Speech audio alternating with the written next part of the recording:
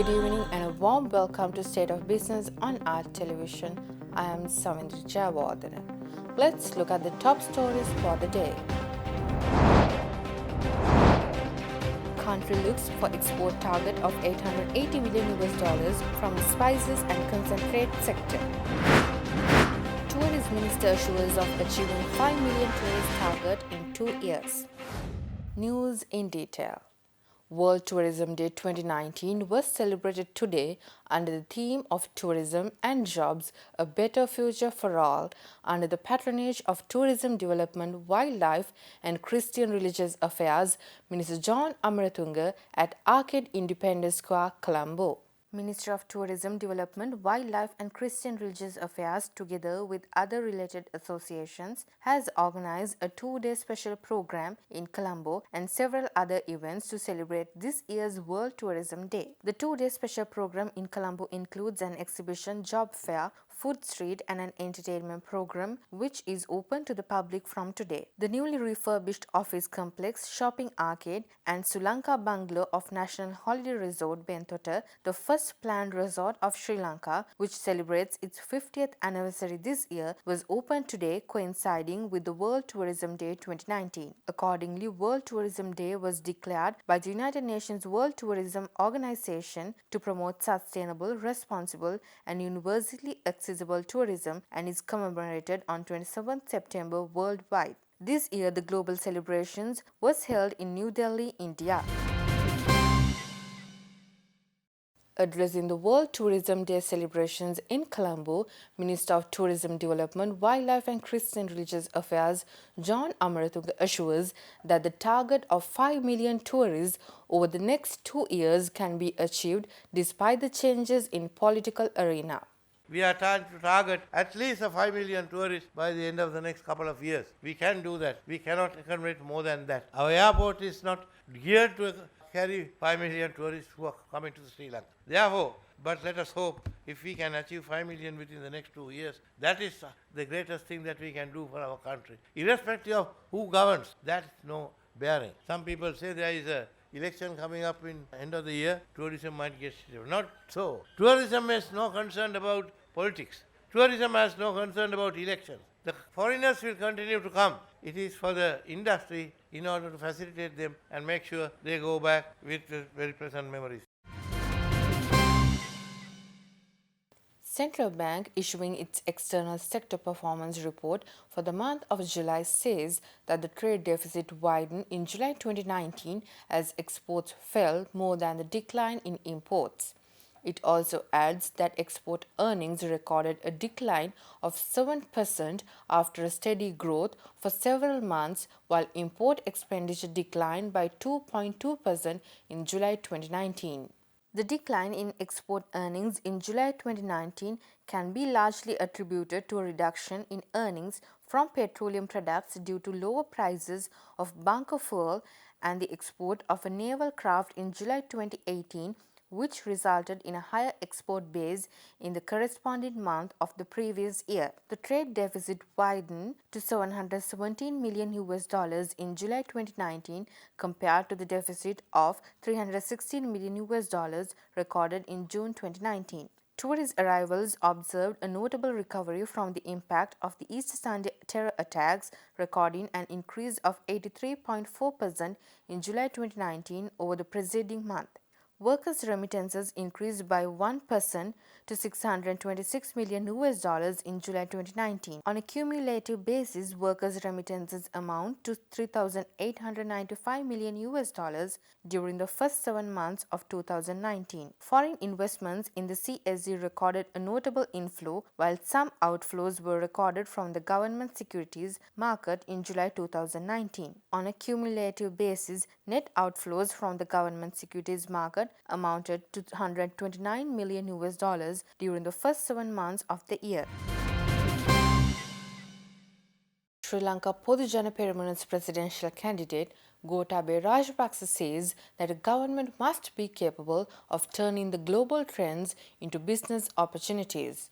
He made these remarks addressing the National Convention of the Business Community in Colombo yesterday.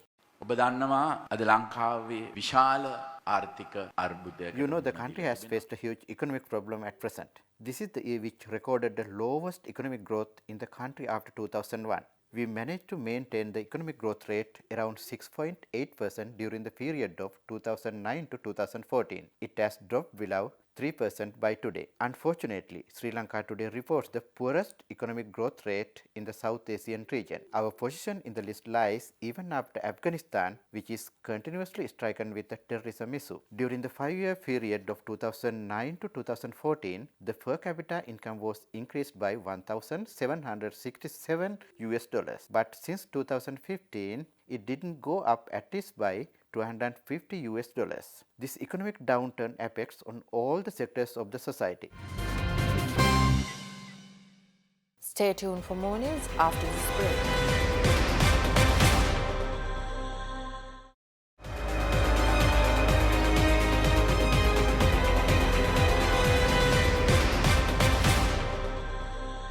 Welcome back after the break. The Ceylon Spices, new addition to the export sector, was launched last Wednesday by Development Strategies and International Trade Minister Malik Samaravikrama in collaboration with the Sri Lanka Export Development Board in order to become globally recognized as an innovative player in the value-added spice market. The launch of Ceylon Spices will support growers, processors and manufacturers of spices by helping them clearly identify their products as Sri Lankan made, informing customers and consumers that all significant parts, produce, processing and products are of genuine Sri Lankan origin. Cinnamon, pepper, clove, nutmeg, mace and cardamom are covered under the Ceylon Spices master brand. EDB is the owner of Ceylon Spice trademark, and the Michel Nugavella Limited developed the brand architecture strategy to express the relationship between Ceylon cinnamon, Ceylon pepper and other spices within the portfolio, as well as the visual identity or face of the brand that represents the larger ideas captured in the brand definition model. Minister of Development Strategies and International Trade Malik Samaravikrama highlights that improving brands on spices and concentrate sector is essential in order to speed up the export target of $880 million US dollars from the spices and concentrate sector by 2022. Minister Samaravikrama made these remarks at the recent launch of Ceylon Spices brand. Accelerated development of Sri Lanka's economy requires bold and innovative thinking. Export development is a top priority of our government, and our goal for the next 3 years is to increase exports to $28 billion by 2022. Let me reiterate that it is only through export-driven growth that Sri Lanka will truly realize our full potential and bring economic prosperity to our people. Our export development plans are anchored by the National Export Strategy being implemented since last year. One of the NES priority sectors is spices and concentrates. And one of the strategic objectives identified is to become globally recognized as an innovative player in the value-added spice market. Branding of spices is a priority action item in the NES to achieve a set export target of US dollars 880 million from the spices and concentrates sector by 2022. 880 million by 2022. The new challenge we must tackle from here onwards is to build more and more Sri Lankan brands and take them to the world. And we will support you in this. Minister Malik Samaravikrama went on to state that as a country that has a good agricultural base, Sri Lanka must now tap into adjacent sectors like food processing, flavors, extracts and essences for the pharmaceutical and cosmetics industry. As a country that has a good agricultural base, we must now move into adjacent sectors like food processing, flavors, extracts and essences for the pharmaceutical and cosmetics industry, and food-related products for the health and wellness industry. The global botanical extracts market size is expected to grow from around $4 billion today to $6.5 billion by 2023, at an estimated annual growth of 10%. Botanical extracts are widely used ingredients in food and beverages owing to their functional properties and also due to the growing demand for natural and nutritious products. Additionally, botanical extracts are being used in popular ready-to-drink beverages and also in alcohols like gin. The wellness food products and supplements market is another growing segment which can be another adjacency to us. Now let's take a look at few more stories for the day in brief. Sri Lankan Airlines, the national carrier of Sri Lanka and a member of the One World Alliance, continuing to prove the global appeal of its marketing communication endeavors, won an esteemed Pacific Asia Travel Association Award in Astana, Kazakhstan recently. Accordingly, the award-winning entry, Two Cities, One Spirit campaign, which was aimed at enticing travelers to experience the inherent similarities between Sri Lanka and Melbourne, managed to bag a gold award in the category Marketing Career. Pacific Asia Travel Association Awards recognizes impactful campaigns, institutions, and initiatives that inspire travel and tourism in the region. This year's awards attracted 197 entries from 78 organizations and individuals worldwide. The winners were selected by an independent panel of judges. Sri Lankan retailers have organized themselves to harness the collective resources of the retail industry and promote innovation and growth even further while providing consumers with the best deals in the country. Accordingly, the Sri Lanka Retailers Association will commence their flagship event to revitalize retail for 2019 through the Shop for Sri Lanka campaign on the 1st of October 2019, which will cover a period of 45 to 60 days.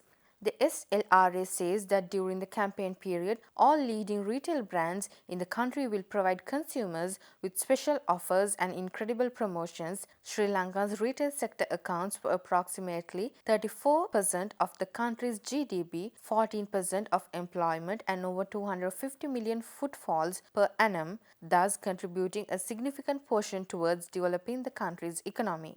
The final report of the Presidential Commission appointed to probe frauds and corruption committed in state entities from January 2015 to December 2018 was handed over to President Maithripala Sirisena yesterday. The five-member commission, headed by retired Supreme Court Judge Upali Abeyratne, was appointed by the President on the 17th of January this year to investigate allegations of corruption by the current government. The commission is mandated to probe into alleged acts of corruption, fraud, criminal breach of trust, criminal misappropriation of property, and abuse of power. The chairman of the commission, Upali Abeyratne, and all other members of the commission handed over the report to the president at the president's official residence last evening.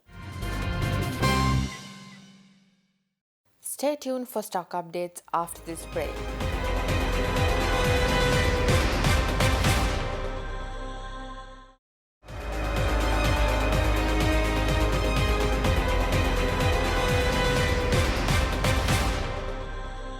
Welcome back after the break. Trading at Colombo Stock Exchange ended on a mixed note today. The all-share price index dropped 1.07 points to close at 5,771.69 and the S&P SL20 gained 9.10 points to close at 2,764.01. The turnover was 417 million rupees and over 20 million shares were traded. Up next are forex rates.